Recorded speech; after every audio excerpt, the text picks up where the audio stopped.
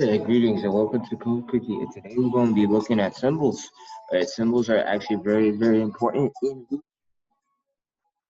but, but that's just a quick overview. So before I continue, I just want to say please like, share, and subscribe.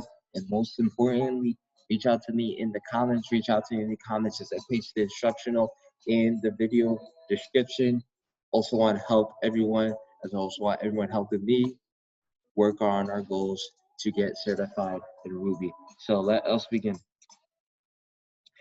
So what we have in Ruby are symbols, and symbols are very important because they hold data, and it's not about the data that they hold, it's about what that data represents, right? So any piece of data, right? So say if we have a tree, right? We can use an array to represent a tree. We can use strings, numbers, hashes to represent those trees, ranges to represent those trees even. But what makes a symbol stand out so important is that that data, right, is going to represent the tree symbol in our code, right? And the symbols, they only exist once, right? So like unlike strings, every time you have a string, you have a new object. But if you have a symbol with that same name, what you have is you have that same object, right? So it's in nature programmed in terms of memory, right? And basically how large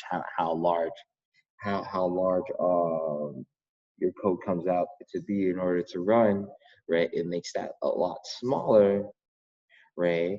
And it points out and it really helps developers in developing code because they know that whatever this value is, it's going to represent, right, that tree in our code or the axe in our code and so on. So let us get to it for example. So first thing I just want to point out, right, these are how our symbols look like, right? They always start with a colon in front and then we type out the symbol, right? Once we have that, right, that is going to be the symbol, right, for our code. If we want to make a different symbol, right, we could just use puts, like, and that will be a different symbol, right? Let's say if we use them twice, let's say if we end up using them twice, what we're going to have is these two are going to be equal. Like, we try to do a little example.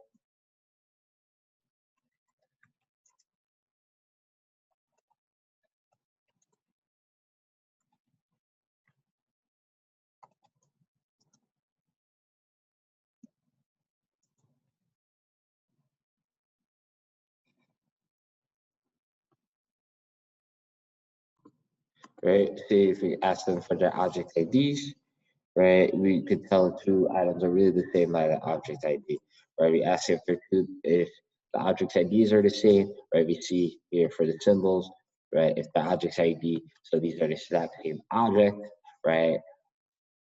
That means there's only one of them. But for the strings, when we ask for the object ID, right, it's false, right? That means they're two different objects and they're just taken up more just to express the same thing. Right? So say, for example, I want to convert to a symbol, right? We can use either these two methods and we'll both get symbols out of them, right?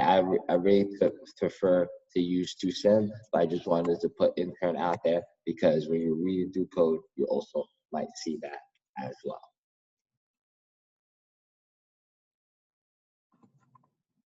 Try to print to see if we get technical.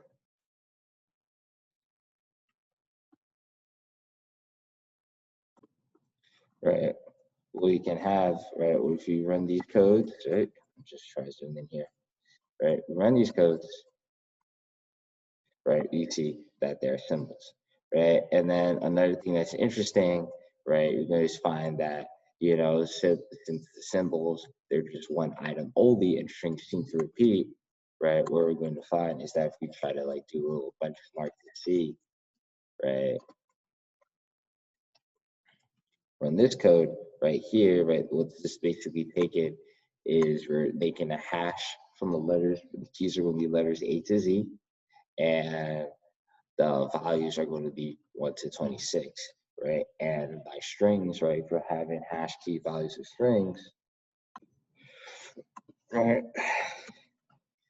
run our code, right, when we have strings and we have symbols, right, keys are strings, keys, and keys are symbols, right, we see that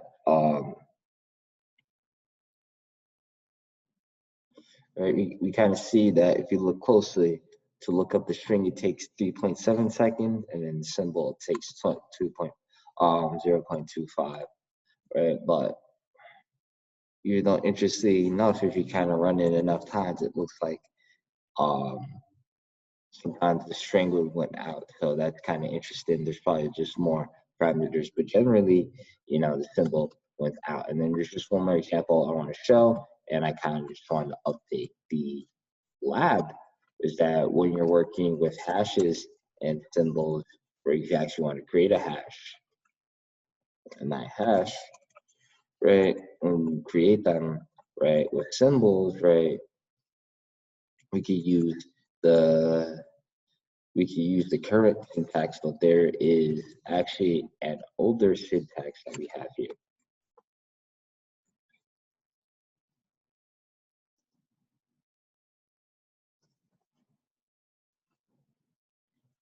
See, right, we can set these equal, right? We could we could instantiate it.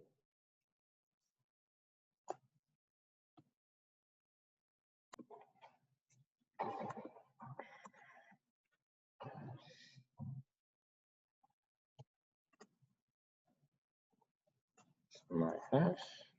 Then also, right, there is a different, we have a different type of syntax in Ruby 1.9. If you want to have a symbol of hashes, right, we just put the colon right after the name value that we would like,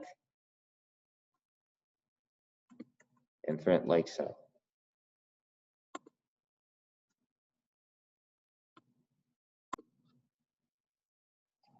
Right, so if we run our code one more time, right, this is what it looks like, right? We get to the current syntax, right? We get to see the actual symbol, right? You get to see the actual symbol as well as the arrow, but this is always acceptable. So there really just no spaces. Or you want to do it, you want to place it right after, right? And then you don't need to write out the arrow. But I think what is more familiar is if you write the symbol, so you just know exactly what you're looking at, and then having people get thrown off. But another thing in Ruby 1.9 and beforehand, this is how things are done. Currently, we're at Ruby 2.7 and Ruby 3.0 is coming out. So once again, so that is our lesson on symbols. So thank you for watching. Please like, share, and subscribe. And most importantly, reach out to me in the comments. Or I want to assist everyone to help them get certified in Ruby, as well as people also reaching out to me to help me get certified in Ruby and all that there is to offer.